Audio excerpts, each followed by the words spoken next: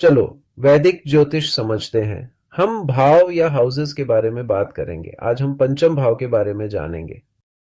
पंचम भाव वैदिक एस्ट्रोलॉजी में बहुत इंपॉर्टेंट है। ये रचनात्मकता, बुद्धि, बच्चों और आध्यात्मिक मैटर्स से रिलेटेड है। पंचम भाव का इंटेलेक्ट, विजडम और क्रिएटिव इंटेलिजेंस से सीधा संबंध है।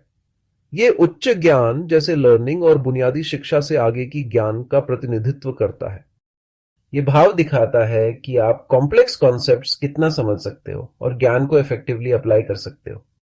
पराशर जी कहते हैं कि ये मानसिक रचनात्मकता, तार्किक तर्क और अंतर्ज्ञान को सिग्निफाई करता है। पंचम भाव एजुकेशन और लर्निंग का भाव माना जाता है। ये भाव नॉलेज एक्विजिशन के लिए क्रूशियल है और ये इंडिकेट करता है कि एक पर्सन इंटेलेक्चुअल एक्टिविटीज को कैसे अप्रोच करता है और वो इन एरियाज में कितना सक्सेसफुल है। पंचम भाव क्रिएटिविटी, आर्टिस्टिक एक्सप्रेशन और इमेजिनेशन को गवर्न करता है। पराशरा जी पंचम भाव को क्रिएटिव फैकल्टीज ऑफ माइंड से एसोसिएट करते हैं। पंचम भाव ट्रेडिशनली बच्चों और प्रोजेनी से कनेक्टेड है। ये आपके बच्चों के साथ रिलेशनशिप, फर्टिलिटी और ऑफस्प्रिंग की एबिलिटी को गवर्न करता है। इसे अक्सर रोमांस, लव अफेयर्स और प्लेजर से एसोसिएट किया जाता है।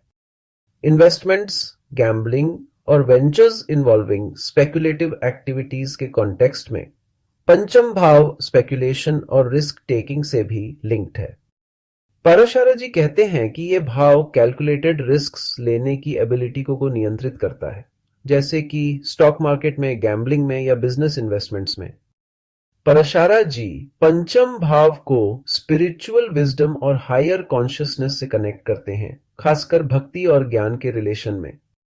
पंचम भाव स्पिरिचुअल ग्रोथ और इनर विजडम के डेवलपमेंट के पोटेंशियल को इंडिकेट करता है।